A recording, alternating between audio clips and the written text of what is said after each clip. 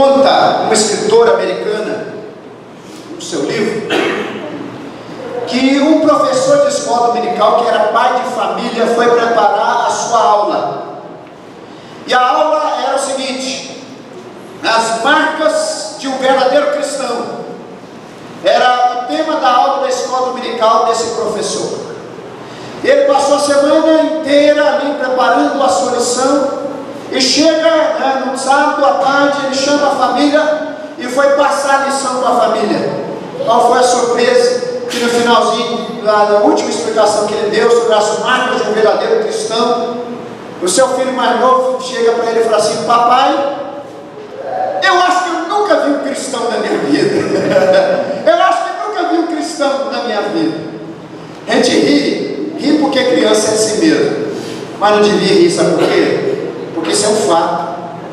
E será ser isso que as nossas crianças não estão vendo em nós?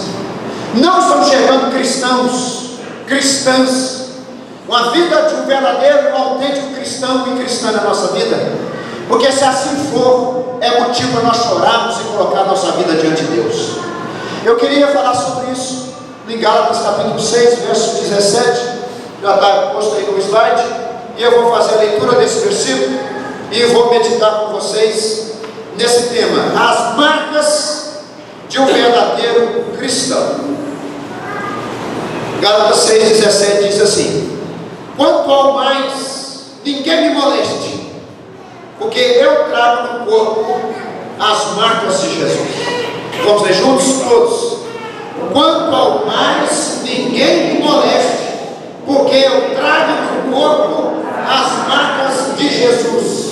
Outra versão desse mesmo versículo diz o seguinte: quanto ao restante, ninguém tem autoridade para me questionar, pois trago em meu próprio corpo as marcas de que pertenço a Jesus. Trago no meu próprio corpo as marcas de que pertenço a Jesus.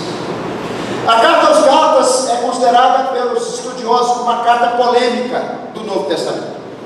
Polêmica porque os assuntos que são tratados nessa carta são assuntos sensíveis. Porque quando Paulo escreve essa carta, havia mestres que eram cristãos pela metade. Eles queriam fazer um misto quente de Jesus com Moisés. Eles pregavam assim: você é salvo por Jesus, mas sua salvação é garantida não apenas pela fé em Jesus, mas pela obediência às obras da lei, e principalmente você tem que se circuncidar. O apóstolo Paulo escreve uma carta dura para essa igreja. É a única carta do apóstolo Paulo que ele não elogia a igreja. Ele já começa descendo o cajado sem dó. Vai comigo no capítulo 1 dessa carta de Paulo aos Gálatas. Volta um pouquinho. Olha que ele já começa dizendo, verso 6: ele não tem uma palavra de louvor, ele não tem uma palavra de gratidão. Ele fala que estava perplexo com essa igreja, estava assim, se questionando se esse povo era crente ou não, porque estava misturando cristianismo com um monte de outras leis humanas e rituais humanos. Admira-me que estejais passando, e está escrito, meus irmãos, vamos ler juntos? Tão depressa daquele que vos chamou da graça de Cristo para outro evangelho. O apóstolo Paulo já começa então confrontando a igreja. No verso 8, verso 9, ele diz que se um apóstolo, um anjo ou qualquer outra pessoa viesse e pregasse um evangelho diferente do evangelho que nós temos aqui, a doutrina dos apóstolos, seja amaldiçoado, seja anátema. A palavra anátema é a palavra amaldiçoado. Capítulo 3, verso 1. Abre aí. Olha o que ele diz. Olha como é que essa carta é sensível. E o apóstolo Paulo não economiza os termos para repreender essa igreja. Olha o capítulo 3, verso 1. Ó Gálatas insensatos, quem vos fascinou a vós outros, ante cujos olhos foi Jesus Cristo exposto como crucificado? Em outras palavras, o apóstolo Paulo está dizendo: eu preguei o evangelho legítimo e autêntico, mas alguém fascinou vocês. É como uma cobra, daquelas cobras, e eu não sei se aqui no Brasil tem, mas aí nesses países mais secos, e na Índia principalmente, aquelas cobras que se levantam e fazem, né, um tipo de movimento para hipnotizar suas presas. E quando as presas ficam encantadas com aquele movimento, com aquela cobra que se levanta, a cobra naja, ela lança um veneno nos olhos da presa, e a presa fica imobilizada. Então ela vai e come a sua presa. Paulo está dizendo: alguém fascinou vocês com o evangelho que não é o evangelho de Jesus, com outro evangelho, o evangelho que não é o verdadeiro evangelho do Senhor. E Paulo vai combatendo essas heresias da igreja. Aí chega no capítulo 6, abre comigo, vou entrar no capítulo 6. Chega no capítulo 6, ele diz o seguinte no verso 12, ele está explicando, olha que interessante. O verso 11 é mais interessante ainda, olha: vede com que letras grandes vos escrevi de meu próprio punho. Paulo, às vezes, ele usava o amanuense, alguém que copiava as cartas, ele ditava e essa pessoa escrevia as cartas para ele. Mas aqui, porque era uma carta tão polêmica, uma carta tão séria, eu escrevi do meu próprio punho, a letra é minha, porque vocês têm que entender que eu estou falando com vocês é sério. Olha como é que ele continua: todos que querem ostentar-se na carne, este vos constrange a vos circuncidardes. Ele está combatendo aqueles falsos mestres que queriam um pouco de Jesus e um pouco do Antigo Testamento. Ele está falando assim: olha, essas pessoas querem gloriar-se na vida de vocês, eles querem ter vocês como seus troféus. Paulo está realmente chamando a igreja e abrindo os olhos da igreja. São falsos mestres. A glória que eles querem não é a glória de Deus, é a glória do ministério deles. Pois nem mesmo aqueles que se deixam circuncidar guardam uma lei, antes querem que vos circuncideis para se gloriarem na vossa carne. Mas longe esteja de mim gloriar-me senão na cruz de nosso Senhor Jesus Cristo, pelo qual o mundo está crucificado para mim e eu para o mundo. Uns anos atrás, o Gesiel me disse que essa igreja comprou uns livretos, um dos livros que eu tenho lá em casa como um dos mais raros, mais importantes que eu tenho. São 3, todos os 3 são dessa pequenininha. Perfil de 3 reis. Crer é também pensar e porque tarde o pleno avivamento. E o autor desse livro, que é Leonardo Ravenhill, ele diz assim, que o apóstolo Paulo está dizendo: o mundo está crucificado para mim. Olha aqui, é como se ele olhasse para esse mundo e encontrasse um moribundo na cruz. Ele está dizendo: nada desse mundo me atrai. Eu olho para esse mundo assim como uma pessoa olha para um crucificado, morrendo, agonizando. Algumas pessoas que eram crucificadas demoravam 2, 3 dias. Aves do céu vinham e comiam, cachorros comiam as pernas. Das vezes que o crucificado era colocado em cruz mais baixas, os cachorros vinham e comiam os dedos dos crucificados, comiam a canela do crucificado naquela cruz. Paulo está dizendo o seguinte: o mundo para mim é como uma pessoa morta pregada numa cruz. Não me atrai nada, não sinto prazer nas coisas desse mundo, não tenho prazer naquilo que o mundo me oferece. Agora tem um problema, que ele depois tem o outro lado. Ele diz o seguinte: e eu também para o mundo. Em outras palavras, Paulo era um homem que se identificava tanto com Jesus, foi um homem que encarnou o evangelho tão profundamente, que quando o mundo olhava para Paulo também falava o seguinte: não tem prazer nesse tipo de pessoa. Aí alguns brincam que o apóstolo Paulo era feio que dava dó. Alguns estudiosos falam que o apóstolo Paulo era baixinho, careca, que mancava de uma perna e tinha um olho liso, um olho meio torto. Era assim a descrição do apóstolo Paulo. Não é disso que ele está dizendo, não é que ele era feio de aparência. Algumas pessoas brincam também, e quando Paulo passava naquelas cidades gregas fascinadas com o corpo, e deusava o corpo, o povo falava assim para os filhos: se você não servir o Deus fulano de tal, você vai ficar feio igual que fulano está passando, que era o apóstolo Paulo. Mas não é isso que Paulo está dizendo aqui. Que o mundo olhava para ele e não tinha prazer, não porque ele era feio, de acordo com os padrões daquela época, que era uma sociedade saturada da beleza e da beleza física. Não era. É porque Paulo era um ET, verdadeiramente. Paulo vivia nesse mundo, mas sua vida não pertencia a esse mundo. Sua vida pertencia a Deus. E a tal ponto que o mundo já olhava para ele e dizia o seguinte: você é um estranho para mim, tu és um estranho, não tem prazer. Aí o mundo olhava para Paulo, assim como Paulo olhava para uma pessoa que estava crucificada numa cruz, alguém que já não proporcionava nada para o mundo. Tamanha era a separação que Paulo vivia das coisas desse mundo. E quando ele chega então no verso 7, ele diz: ninguém me moleste.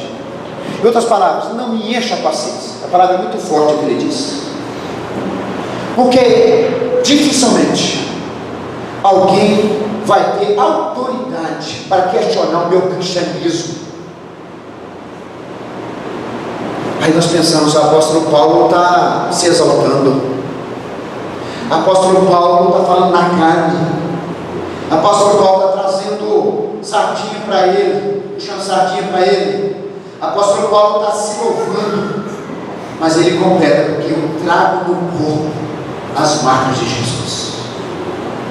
Essas marcas, a palavra é a palavra estigma, é uma marca permanente que não saía mais. Era algo que no corpo do apóstolo Paulo era visto e que não tinha mais jeito de sair. Não era uma tatuagem, pelo contrário, eram marcas que demonstravam que ele era de Jesus. Eram cicatrizes permanentes que qualquer pessoa que via sabia que aquele homem não era uma pessoa comum. O livro de Hebreus fala assim: homens dos quais o mundo não era digno andaram errantes pelas covas.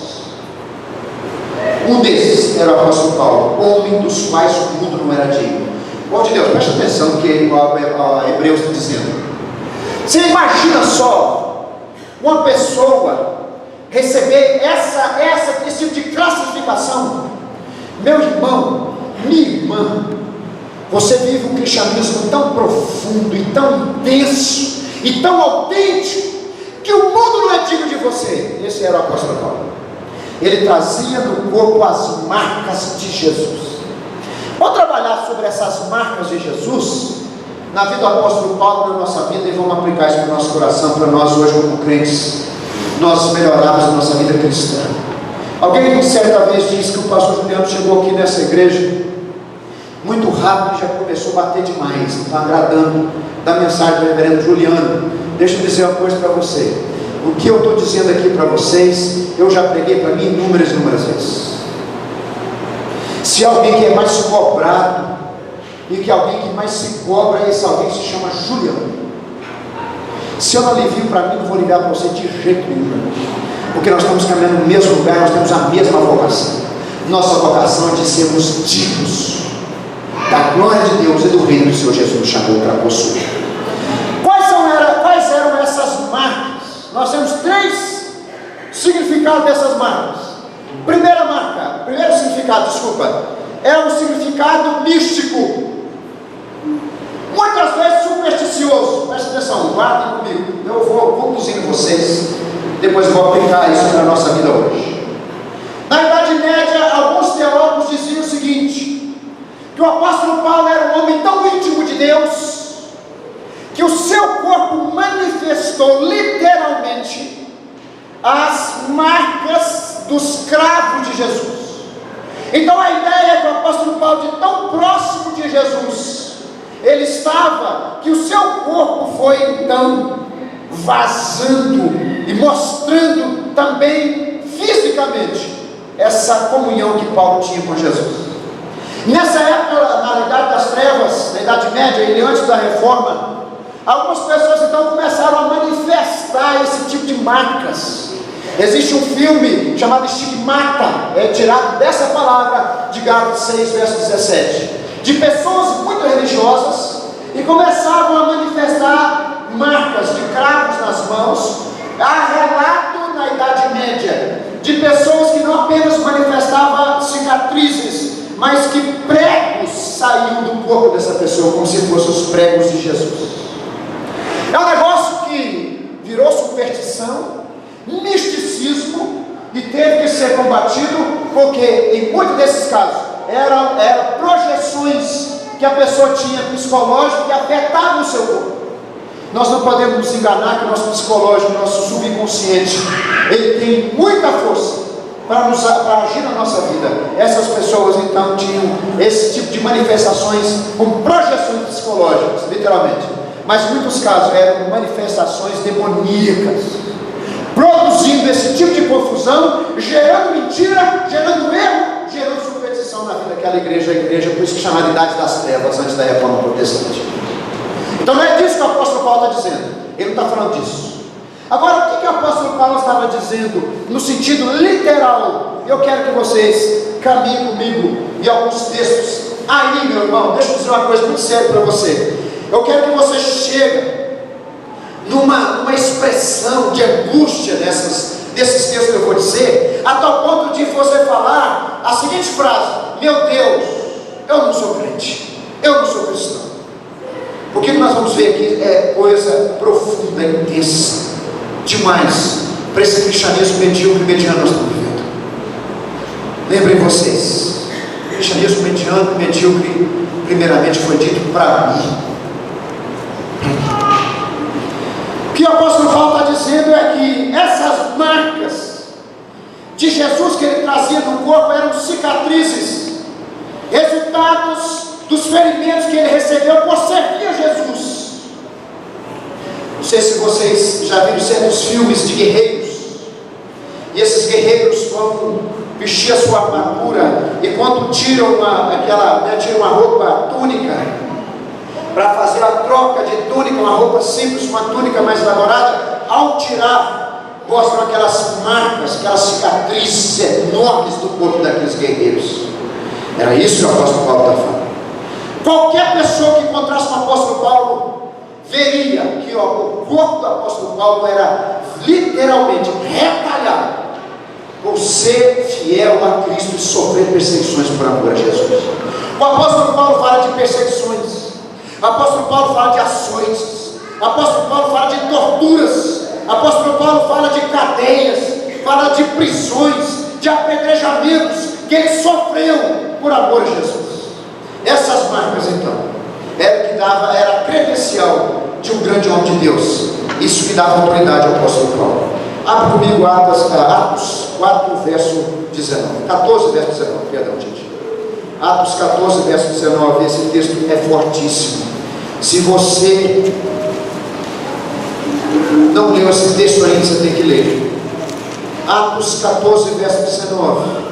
E peço a Deus em nome de Jesus que um profundo senso de arrependimento tome o seu coração pelo Espírito Santo de Deus, e que você saia daqui hoje desgostoso consigo mesmo, dizendo: Pai, tem misericórdia de mim, eu tenho que viver à altura dessa vocação, porque eu sou indigno de ser chamado de discípulo de Jesus. Atos 14, verso 19 diz o seguinte: sobrevieram porém judeus de Antioquia e Icônio, instigando as multidões e apedrejando a Paulo, arrastaram-no para fora da cidade, dando, que está escrito aí, meus irmãos, por morto. Um homem apedrejado, um homem arrastado e um homem tipo morto. As pessoas olharam para Paulo e falaram assim: já era, não prega mais o pregador. Talvez alguém olhou para a boca de apóstolo Paulo sangrando e falou assim: prega no pó agora, pregador, esse evangelho, prega daí, porque eu quero ver. E o apóstolo Paulo apedrejado foi. Mas olha o que aconteceu no versículo seguinte. Diz que eu fico fascinado com o testemunho desse homem. Rodeando, porém, os discípulos, as pessoas que andavam e converteram para o apóstolo Paulo, discípulos de Jesus, mas que caminhavam com o apóstolo Paulo como seu pastor, olharam para aquele homem estendido, estirado, e falaram o seguinte: acabou, morreu. Olha o que aconteceu. Rodeando, porém, os discípulos, levantou-se e entrou na cidade. No dia seguinte partiu com Barnabé para Derbe, foi pregar o evangelho. Eu fico fascinado, primeira vez que eu li esse versículo, recém-convertido, fico fascinado com o homem tido por morto, rodeou o crente, os crentes devem ter feito uma oração, ou chorado ali, vendo o corpo dele estirado, olhou para o céu, olhou para a cara daquele povo e falou assim: ó, gente, estou bem. Vamos lá, próxima cidade, vamos para ver o Evangelho. Marcas de Jesus. Por causa da sua fidelidade ao seu ministério e à sua vocação. Capítulo 16, verso 19. Acompanhe comigo.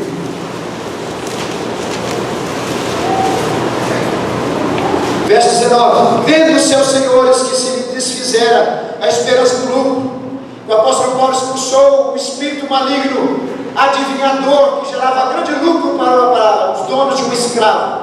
Esse espírito usava essa escrava, adivinhava algumas coisas, e as pessoas então davam dinheiro para essa escrava, e os seus senhores então usavam desse lucro.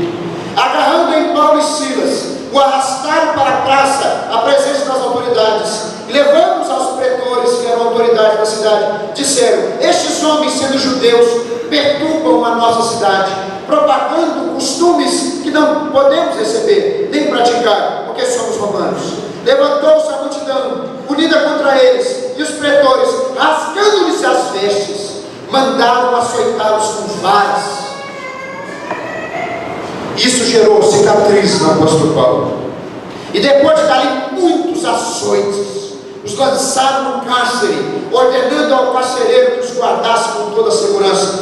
Agora, olha que interessante o verso 25, vamos ler juntos comigo, para você acordar, porque essa mensagem é uma mensagem extremamente urgente. Verso 25, todos. Por volta da meia-noite, Paulo e Silas oravam e cantavam louvores a Deus, e os demais companheiros de prisão o escutavam. Olha aqui para mim. Homem jogado no tronco. Quem foi em Ouro Preto e viu ali os troncos que amarravam os escravos de Ouro Preto, é mais ou menos aquilo que o apóstolo Paulo foi preso. E o lombo ardendo, e moscas apousando sobre aquelas feridas, ratos rodeando o apóstolo Paulo, porque ele foi colocado no hotel, foi colocado no calabouço. Simplesmente olhando para a cara de Silas, meia-noite. Meia-noite para nós hoje, para alguns é cedo ainda, meia-noite para alguns é dia, mas naquela cultura meia-noite era madrugadão mesmo. Ele olha para Silas e fala assim: meu amigo, como é que estão as suas costas? Paulo, queimando, tá? Teve um que entrou fundo demais. E como é que estão as suas costas, apóstolo? Você está toda retalhada. Aí Paulo vira para Silas e fala assim: mas como é que está a sua voz? Aí Silas, está tranquila, está na benção. E a sua, Paulo? Fez um aquecimento, esticou o pescoço. Minha voz está ótima. Então vamos fazer o seguinte: vamos louvar o Senhor, porque Deus é digno. Marcas de Jesus, de verdadeiros crentes. Não é um crente que foi simplesmente, às vezes foi humilhado, nem às vezes nem como cristão, como pessoa. O fulano de tal me distratou, faz um beijo, quer desviar da igreja. Apóstolo Paulo foi açoitado, chamou seu companheiro e louvou o Senhor, porque Deus é digno da nossa vida, Deus é digno de todo o nosso sangue. Deus é Deus. Deus não é dono de igreja no sentido de quê? Que você presta conta no domingo, bateu o cartão, acabou. Deus é Deus, Deus é dono da sua vida. Se você está sofrendo ou não está sofrendo, louve a Deus porque Ele é digno. Se sofrendo está por ser crente, por ser cristão, louve a Deus mais ainda porque você é indigno de tudo isso. Você não merece sofrer por amor a Jesus. Por isso o apóstolo Paulo chamou o seu companheiro e vamos louvar o Senhor, porque Ele é bom, a sua misericórdia dura para sempre. Os presos falaram o seguinte: homens loucos, doidos. Aí o apóstolo Paulo chega na carta aos Gálatas e fala o seguinte: eu trago no corpo as marcas de Jesus, minha vida é dele, e olha para mim e veja o quanto isso demonstra que o meu testemunho não é um testemunho falso, é um testemunho verdadeiro. Minha vida é dele, minha vida é de Jesus. Quero que depois vocês continuem lendo os outros textos, só anotem, ou só lembrem, espero que lembrem. 2 Coríntios capítulo 4, verso 8 ao verso 10. 2 Coríntios 11, verso 23 ao verso 28, e em Colossenses 1, verso 24. Vamos abrir pelo menos Colossenses 1, verso 24. E aqui eu quero aplicar essa mensagem e algumas questões para a nossa vida.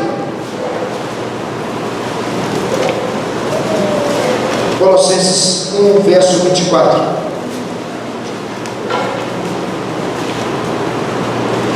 Diz assim: agora me regozijo nos meus sofrimentos por vós, e preencho o que resta das aflições de Cristo na minha carne, a favor do seu corpo, que é a igreja. Essas aflições de Cristo, né, as aflições que Ele sofreu na cruz para salvar o pecador, isso já está consumado, e consumado está. Nada pode ser acrescentado à morte de Jesus na cruz.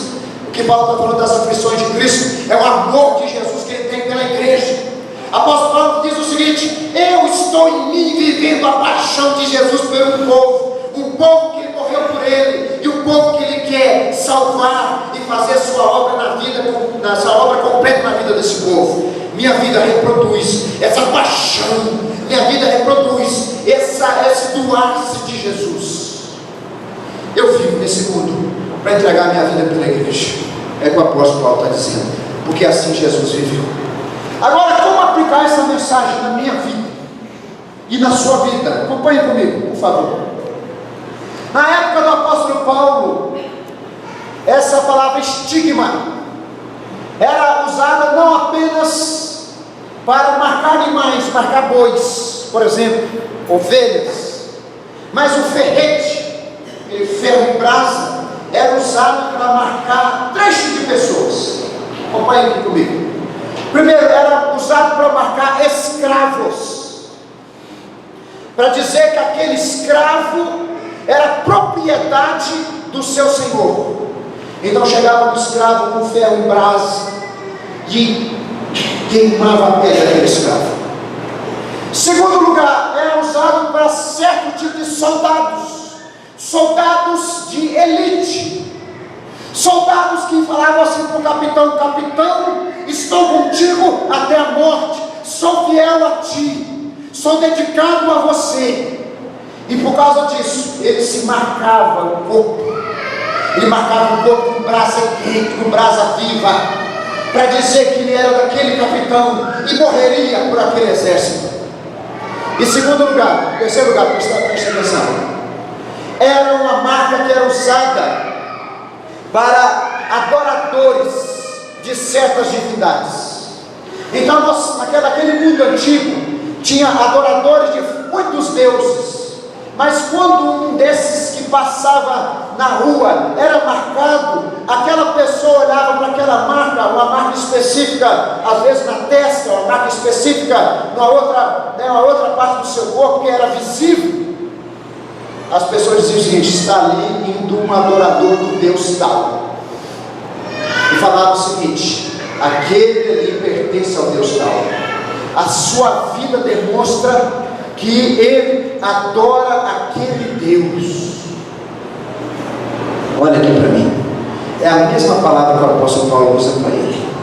O que ele está dizendo que, como marcado de Cristo, a marca figurada, agora figurado, ele tinha uma relação com Jesus em 3 dimensões que se completavam.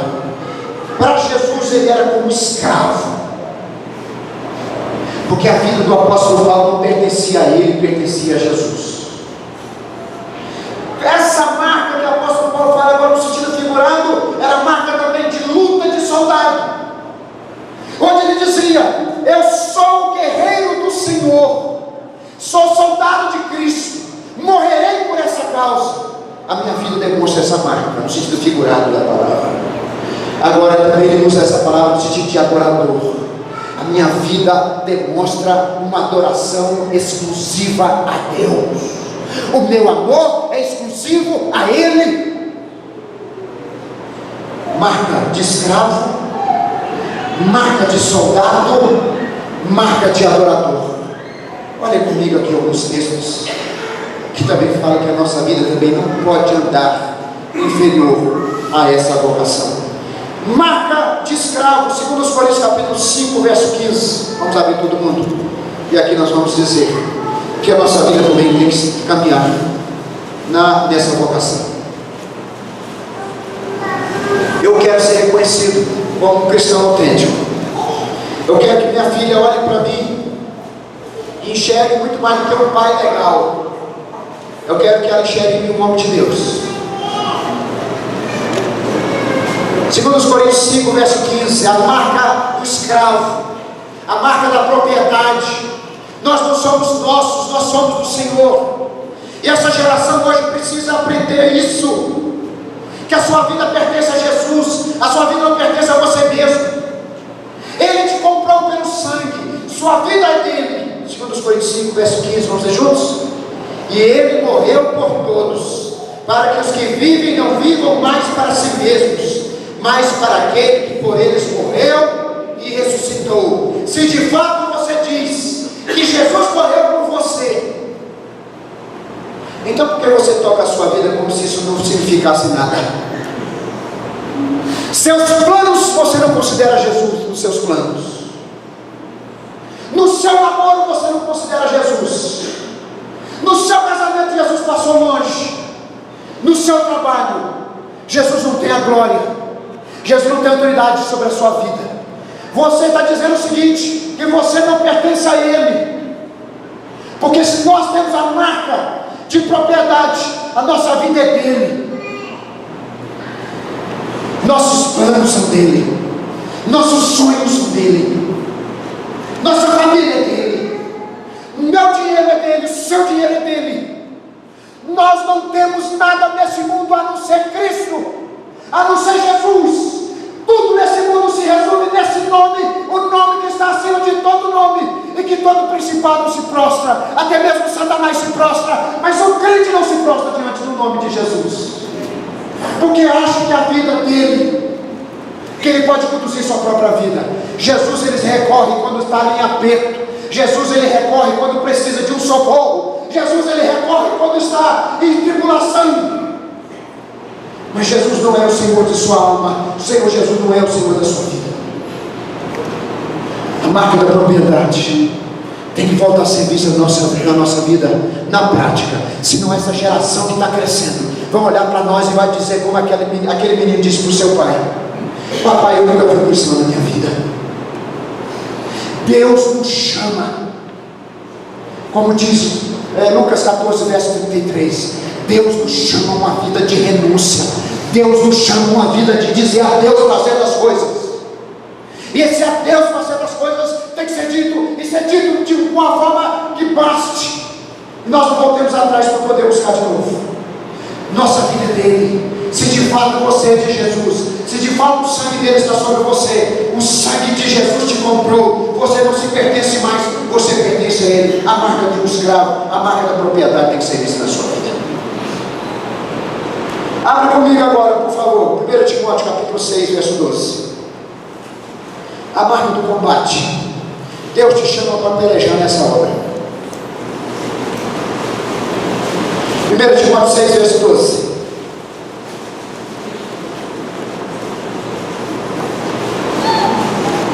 Eu quero que você leia comigo. Deixa eu abrir meu coração com vocês, meus irmãos. Vou abrir meu coração com o Juliano agora, com o pastor. Eu estou sentindo falta. Eu estou sentindo falta de homens e mulheres, adolescentes e crianças, que cheguem para quem quer que for. Não precisa chegar para mim, não sou mediador de ninguém. Sou um pastor chamado para servir vocês. Mas eu sinto falta de gente chegar para mim e falar assim: pastor, eu estou à disposição, quero servir na obra de Deus, quero batalhar nessa seara, sou soldado de Jesus, quero tomar posse dessa batalha, quero vencer essa batalha, quero ajudar outras pessoas a vencerem. Há quanto tempo eu não ouço isso? Há quanto tempo uma pessoa não chega para mim e diz: estou à disposição para batalhar, minha vida é de Jesus. Quanto tempo eu não ouço alguém dizer: pastor, Deus tem me chamado para a obra missionária. Por que obra missionária? É tão distante da nossa realidade.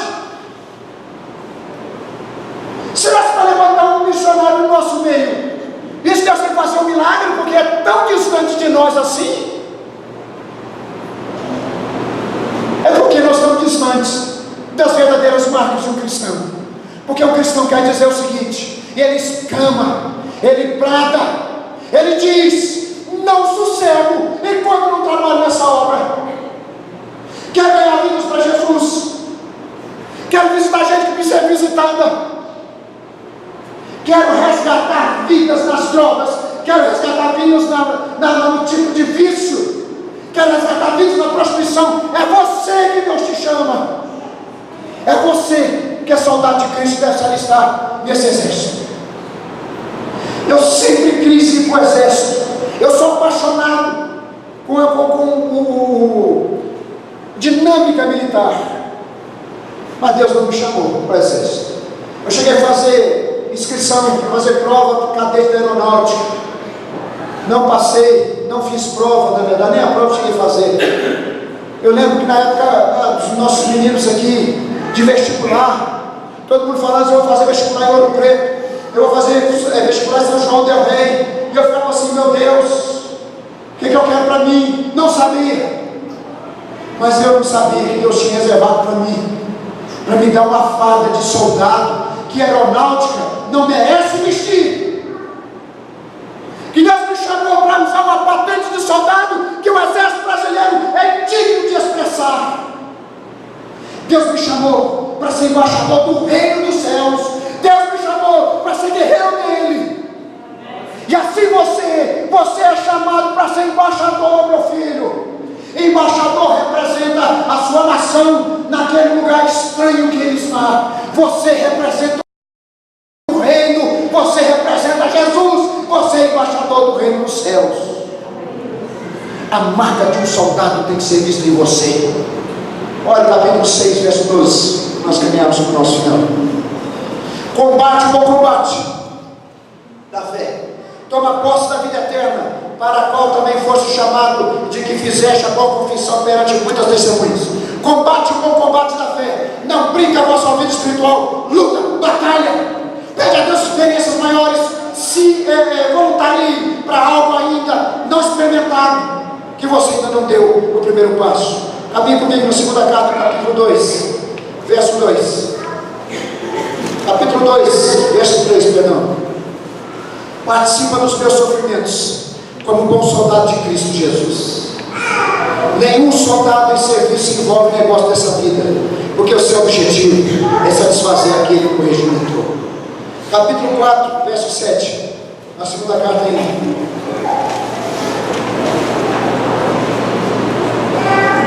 Só aqueles que combatem o bom combate, só aqueles que tomam para si a marca de um soldado, vão chegar no final a dizer: vamos ler juntos? Combati o bom combate, completei a carreira, guardei a fé.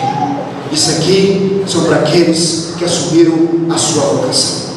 Última coisa que eu queria, o último versículo que eu queria olhar com você: a marca de um adorador. Abre comigo na primeira carta de Paulo aos Coríntios, capítulo 10, verso 31. A marca de um adorador.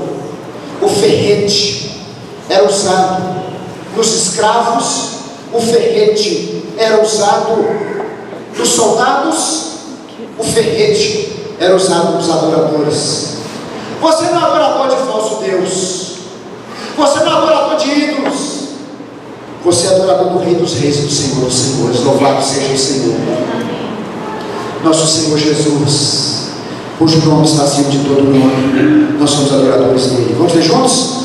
Portanto, quer comais, quer bebais, ou façais outra coisa qualquer, fazei tudo para a glória de Deus.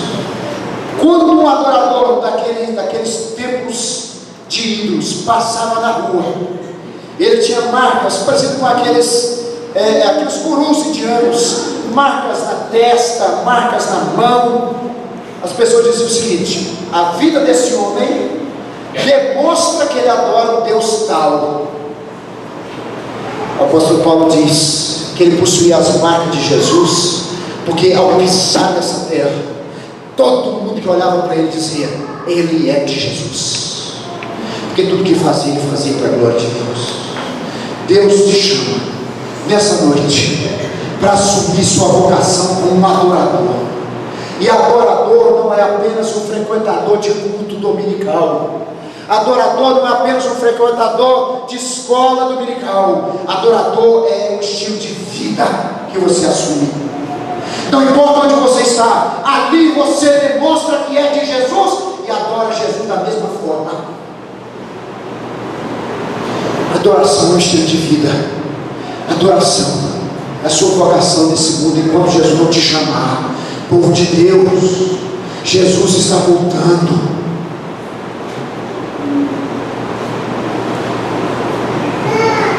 E nós vamos ser achados como adoradores dele, ou não. Queria você fechar seus olhos. Eu queria orar com você. Eu tenho em mim as marcas de Jesus. O apóstolo Paulo diz: minha autoridade não está em mim mesmo. Minha autoridade não está no meu ministério em si. Minha autoridade não está no número de almas que eu ganho. Minha autoridade está nas marcas de Cristo que estão na minha vida. Eu quero orar com você, eu quero orar por você, eu quero orar por você.